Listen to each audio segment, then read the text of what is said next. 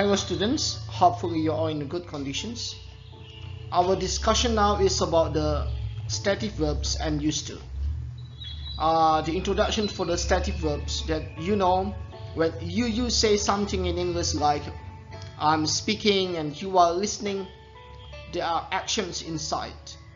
But there is also verbs that you can use without actions. Like I remember something, I want something, I like something. There's no actions there, but it carries meaning. Okay, that is what our discussion for this meeting. Another one, what we know about the used to.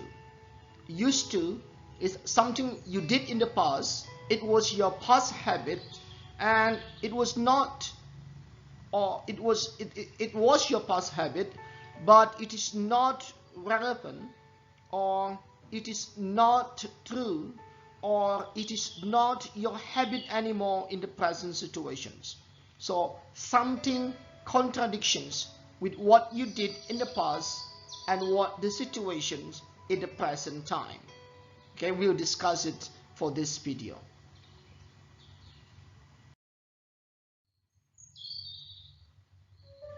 This is what we call the stative verbs and the use.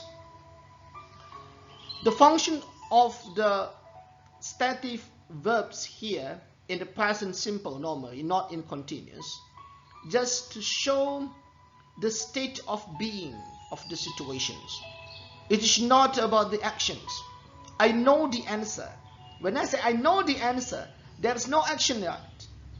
But know is a verb. Verb to carry the conditions, the situation, the state of being, I know it. But in some situations, one verb can be action verb and the other one the stative verb. Automatically they are not the similar meaning. When I say I think you are good, I think English is important. When I say I think English is necessary or important, or I think you are good, there's no action to show opinion, and that is stative verb.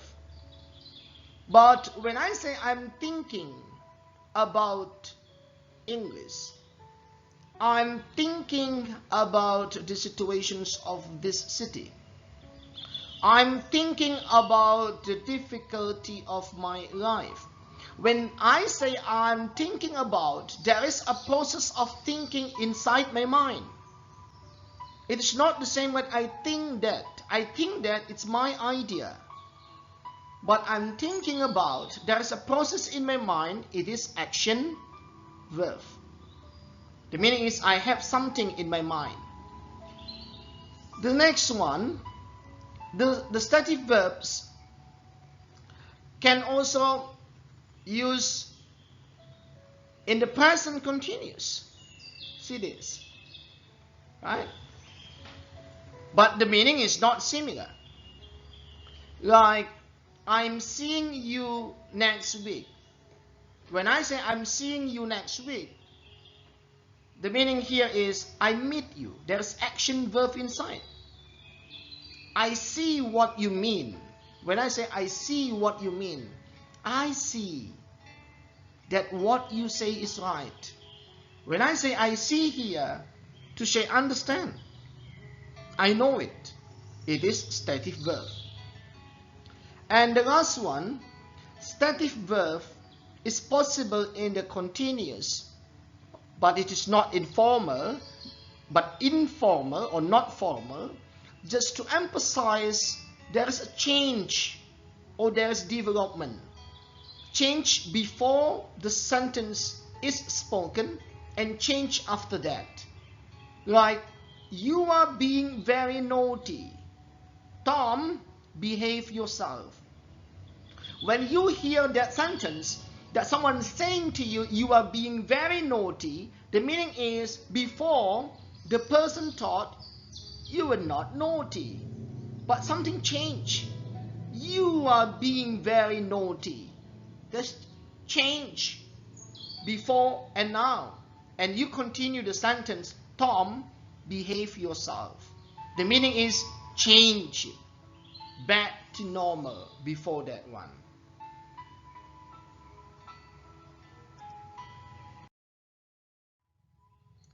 Here, some verbs and the classifications to help you understand what the stative verbs are. The first one, when it is related to your thoughts. I believe, I think, I agree, I disagree, I doubt, I know, remember, forget, I suspect, I imagine. They are all related to your thought, the situation of your mind. The next one, about your emotions.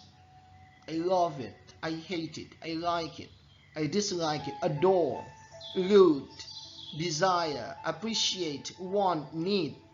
They are all here related to your emotions. The next one, your senses. See with your eyes, hear with your ears, smell with your nose, taste with your tongue, see with your mind. I feel that with your skin. You look with your eyes, touch with your skin, and they are all related to your senses.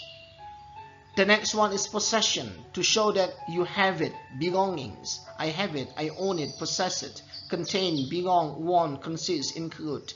All of the verbs that you see here on the screen right now, normally stative verbs not in continuous, or they are not in continuous tenses. Normally they are in the present simple, just to express the state of being, the conditions in the present situation.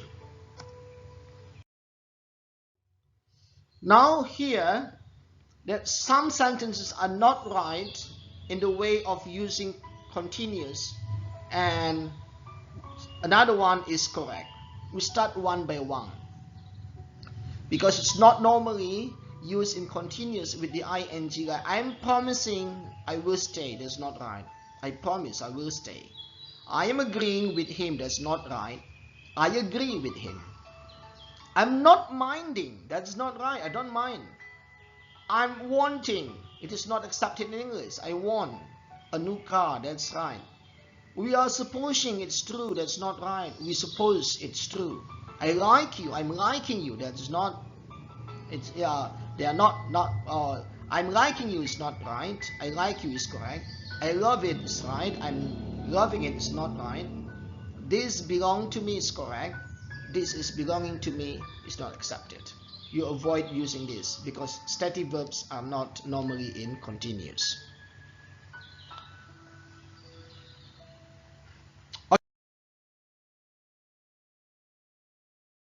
Okay. What about used to? Right? What we discussed before, used to is something you did. It was your past habit, but it is not true anymore in the present situation. Peter doesn't travel much these days. He prefers to stay at home, but he used to travel a lot. When you say he used to travel a lot, the meaning is in the past he traveled a lot often. In the past, but he doesn't do or he doesn't travel anymore in the present time. When you change used to into negative or question form, it's normal, like you change the sentence in the simple past. I used to play tennis in the past, but I do not play tennis very much these days. That's the meaning, the use of used to in the past, and what is the situation in the present time or these days. So what do you want to express in questions when you want to make it this in interrogative sentence? Just use, did you used to eat a lot of sweets? Did you used to play tennis in the past? So you change use, the past simple, into present with the auxiliary verb of did. The negative form, didn't used to, or used not to. Use not to infinitive. I didn't used to like him, or I used not to like him. Not quite difficult, isn't it? Just common structure like what you read what you understand, what you know about the uses of simple past. So it is not quite crucial for you to memorize, but something that you need to know. It is a bit confusing, the difference between used to and be used to. Because the structures are not similar, don't get confused because the meanings are also different. When I say I used to live alone, the meaning is in the past I was alone, I was all by myself, but now I'm with someone. I do not live alone anymore, but I'm used to living alone. The meaning is now I live alone. I'm not quite familiar. I'm not having something difficulty because what? It is my life. I live alone. I live by myself. And it's been a long time, for some time, that I'm alone. There's no connection with the past. I'm used to living alone. The meaning is now I'm alone. I used to live alone. The meaning is in the past I was alone, but now I'm with someone else.